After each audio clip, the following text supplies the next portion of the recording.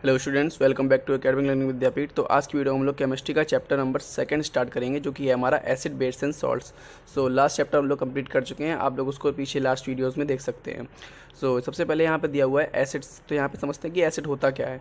तो एसिड को आप लोग नॉर्मली डेली लाइफ में समझ सकते हैं, जैसे कि acids are those chemical substances which have a sour taste and change the colour of blue litmus to red. इसका मतलब है कि जो एसिड होते हैं वो स्वाद में हमारे खट्टे होते हैं, और जो लिटमस पेपर होता है, जो आप लोगों ने देखा होगा एक कागज़ के तरीके से होता है लिटमस पेपर, तो लिटमस पेपर जो ब्लू होता है उसको रेड में चेंज कर देता है। तो ये एसिड की केमिकल प्रॉपर्टी होती है हमारे, एक तरीके से समझ सकते हैं।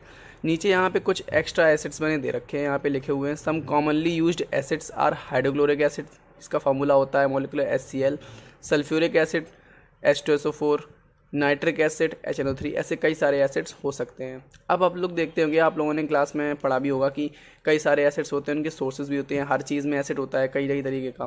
तो सबसे पहले देखते हैं कौन से एसिड्स किससे हम लोगों को मिलते हैं। तो यहाँ पे नेचुरल सोर्सेज लिखे हुए हैं और यहाँ पे एसिड लिखा हुआ है। तो यहाँ पे देखते हैं कि विनेगर, तो विनेगर में कौन सा एसिड होता है? Acetic acid. नेक्स्ट होता है ऑरेंज एंड लेमन, तो ऑरेंज और लेमन हमारा होता है साइट्रिक एसिड। टामरिन, टामरिन आप लोग समझ सकते हैं इमली से, तो टामरिन का टार्टरिक एसिड होता है। टोमेटो ऑक्जेलिक एसिड होता है। कर्ड लैक्टिक एसिड होता है। ये टोमेटो काफ़ी इंपॉर्टेंट है, ये एग्जाम में काफ़ी बार पूछा जा सकता है। तो ये हम लोगों की थ्योरी भी तैयार हो रही है और यहाँ से आप लोग कॉन्सेप्ट भी समझ सकते हैं, आप लोग उसके नोट्स भी बना सकते हैं। नेक्स्ट है हमारा लेमन। लेमन में होता है हमारा साइट्रिक एसिड। आंट स्टिंग यानी समझ सकते हैं कि जो चींटी काटती है, तो चींटी के डंक में होता है हम लोगों का मेथेनोइक एसिड। नेक्स्ट है हमारा एप्पल। एप्पल में होता है मैलिक एसिड, जो काफ़ी इंपॉर्टेंट है, पूछा भी जाता है। अब हम लोगों ने एसिड को नॉर्मली फॉर्म में समझ लिया, अब यहाँ पे हम लोग उसकी केमिकल प्रॉपर्टीज़ के बारे में भी समझ सकते हैं। तो सबसे पहले देखते हैं यहाँ पे केमिकल प्रॉपर्टीज़ क्या क्या हो सकती हैं। तो सबसे पहले यहाँ पे देखते हैं, नेक्स्ट हम लोग देखते हैं केमिकल प्रॉपर्टीज़ ऑफ एसिड्स। तो एसिड की केमिकल प्रॉपर्टीज़ क्या हो सकती हैं, तो उस बारे में हम लोग देखेंगे। तो सबसे पहले लिखा हुआ है यहाँ पर रिएक्शन विद मेटल्स, यानी कि एसिड मेटल के साथ रिएक्ट करके क्या हम लोगों को देता है। तो यहाँ पे लिखा हुआ है कि acids like dilute HCl, dilute H2SO4 reacts with certain active metals like Zn, Fe मतलब होता है फेरस यानी कि iron, etcetera to form salt and evolves H2 gas. इसका मतलब है कि कुछ एसिड्स होते हैं हमारे, वो एक्टिव मेटल के साथ, एक्टिव मेटल से आप लोग समझ सकते हैं कि इनका रिएक्शन हो जाता है, यानी कि जो एसिड होते हैं इन मेटल के साथ रिएक्ट कर जाते हैं। जैसे Zn यानी कि जिंक हो गया, आयरन हो गया, और इन सब के साथ फॉर्म करके सॉल्ट और हाइड्रोजन गैस बनाते हैं। तो वही यहाँ पे लिखा हुआ है। जैसे यहाँ पे देख पा रहे हैं 10 दीज एसिड्स और substances containing these kinds of acids should not be kept in metal containers. इनको मेटल कंटेनर्स में इसीलिए नहीं रखा जाता है क्योंकि अगर हम लोग इन लोगों को मेटल कंटेनर में रखेंगे तो इनके साथ रिएक्ट करके उनके साथ मिक्स हो जाएंगे।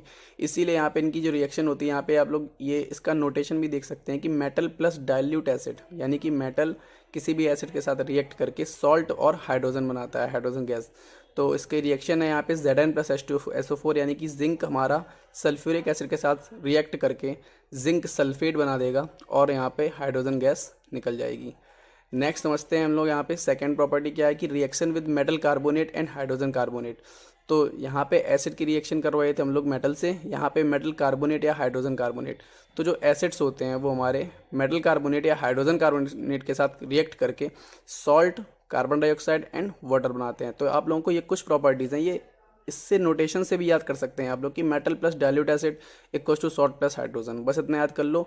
और इसके बाद आप लोग ये सब लोग अपने मन से भी लिख सकते हैं, और ये थ्योरी एक बार पढ़ लोगे आप लोगों को रिएक्शन के साथ अपने आप समझ में आ जाएगी।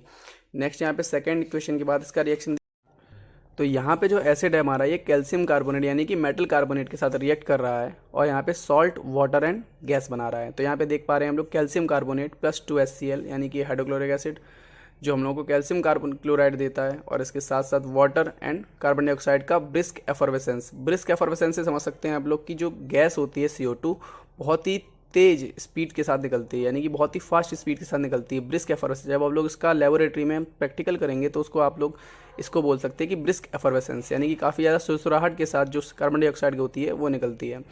इसका भी नोटेशन लिखा हुआ है metal carbonate plus acid equals to salt plus water plus gas. Next और थर्ड प्रॉपर्टी है हमारी रिएक्शन विद मेटल ऑक्साइड्स। तो यहाँ पे देखते हैं कि मेटल ऑक्साइड के साथ रिएक्ट करके क्या पता चलता है। तो यहाँ पे लिखा हुआ है acids reacts with certain metal oxides to form salt and water. इसके साथ सिर्फ और सिर्फ सॉल्ट एंड वाटर बनता है। तो यहाँ पे भी आप लोग देख सकते हैं कि metal oxides plus acids equals to salt plus water.